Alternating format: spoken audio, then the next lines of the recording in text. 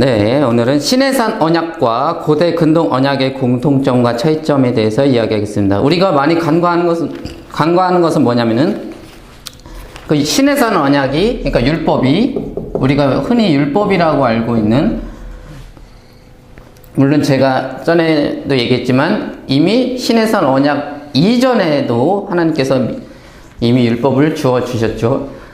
근데 시내산 언약은 뭐냐면은, 우리가 흔히 율법으로 알고 있는 시내산 언약은 뭐냐면, 공식적으로 이제 맺은 거죠. 하나님이 왕이 되시고, 이스라엘은 하나님이 이제 백성이 되고, 하나님이 왕으로서 이제 말씀을 이제 내려주시는, 당신의 법을 이스라엘 당신의 백성에게 주권을 행사하시는 공식적인 언약을 맺는다고 했죠.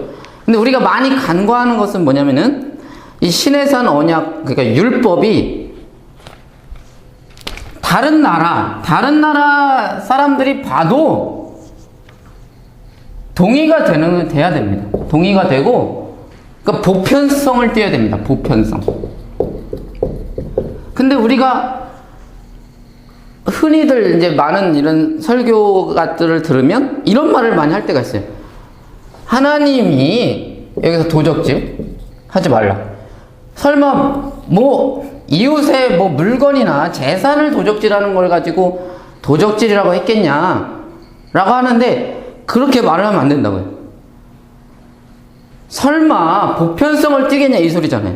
설마 다른 나라들이 봐도 알만한 거를 하나님이 시키겠냐, 이렇게 말을 하는 스타일을 우리가 받아들이면 안 됩니다. 왜냐면은 세상의 빛과 소금이 되려고 했어요. 세상의 빛과 소금이 되려면 세상 사람들이 동의가 돼야 되는 것들이 있어야 되고, 그들이 하고 싶고 그들이 정말 보기에 좋은, 추구하는, 근데 그럴 만한 실력이 없고 양심이 없고 마음이 없고 동기부여가 없기 때문에 못하는 것들, 그러한 것들을 포함하고 있어야 된다는 거죠. 율법이 그런 것들을 포함하고 있어야 됩니다.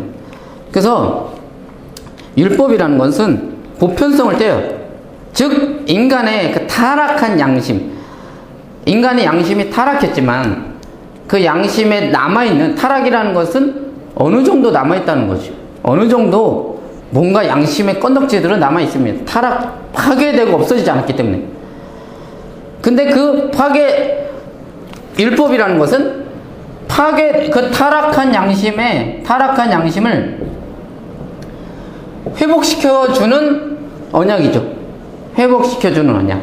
그 타락한 양심을 보완해주고, 그것을 어느 정도, 타락한 부분을 어느 정도 손질해주는, 완벽하게 해주진 못해도 어느 정도 손질해주는 그런 게 있다는 거죠. 그러니까 다른 나라 사람들이 봐도, 타락한 양심이 있는 다른 나라 사람들이 봐도, 이방인들이 봐도 공감이 되어지고 수긍이 되어지고 도전이 되어지는 부분이 있어야 된다는 거죠.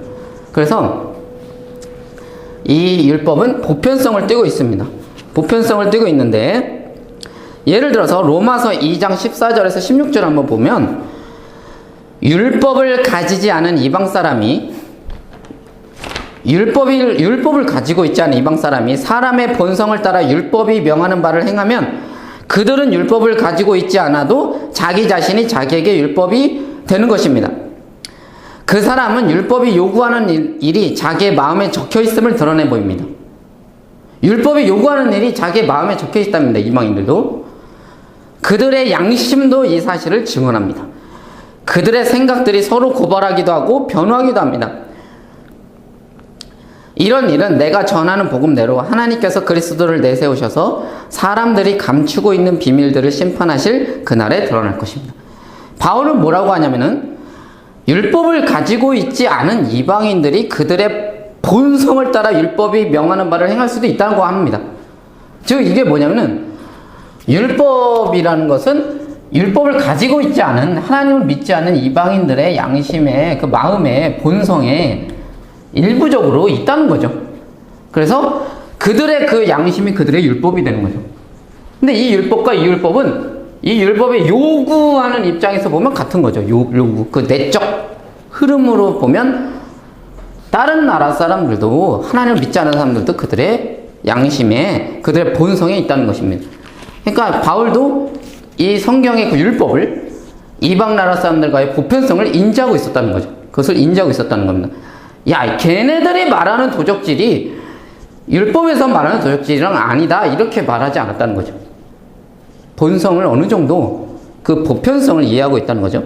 즉 양심과 인간, 하나님을 믿지 않는 사람들의 양심과 율법엔 교집합이 존재한다, 이거죠. 다른 점이 당연히 있지만 당연히 다르죠. 그러나 교집합, 보편성을 띠고 있어야 됩니다. 그래서 세상 사람들 보기에도 하나님의 율법은 좋아 보여야 됩니다. 즉 우리도 성경에 보면 소돔과 고모라가 하나님께서 멸망시키죠. 그들은 율법을 가지고 있지 않았습니다. 하나님의 말씀을 모릅니다. 그러나 멸망시키는 이유가 뭘까요? 악하기 때문에. 그들은 충분히 그들의 양심과 타락한 본성, 그것을 통해서도 어느 정도 억제를 할 수 있음에도 불구하고 그것을 뛰어넘었기 때문에 멸망을 당하는 겁니다. 성경에 보면 에돔에 대한 멸망 예언이 나와요. 에돔. 니누에 대한 멸망 예언. 요나가 막 가서 회개하라 그러죠. 그 뭘로 회개하라는 걸까요? 하나님을 믿지 않아서? 아닙니다. 그들의 타락한 양심이 있음에도 불구하고 완전 양심이 없어버리지 않았기 때문에 그 부스러기 양심으로도 어느 정도를 유지해야 됨에도 불구하고 그것을 뛰어넘었기 때문에 멸망을 당하는 겁니다. 하나님께서 이거를 원하는 게 아니라 이 율법을, 요거를 가지고 있어야 되는 이것까지도, 이 교집합까지도 없애버렸기 때문에 완전히 이렇게 돼버리기 때문에 멸망을 당하는 거예요. 즉 이런 율법의 보편성을 성경을 통해서 우리는 확실히 알아야 된다는 거죠. 그래서 빛과 소금이 되려면 다른 나라에게 감동과 모범이 되어야 되기 때문에 그런 부분이 있어야 됩니다. 그것을 그 사람들이 이해를 못하는 부분도 있지만 감동과 모범이 되어야 되는 부분도 있기 때문에 이 교집합을 우리가 잊어버리면 안 돼요. 이 세상과의 단절을 하면 안 돼요. 세상과 단절하는 그런 것으로 가면 안 됩니다. 그들을 품어낼 수 있어야 되고 그들의 일말의 양심을 회복시킬 수 있는 도전을 줄 수 있어야 됩니다. 그런 것이 크리스천의 빛과 소금에 들어가는 겁니다. 보편성,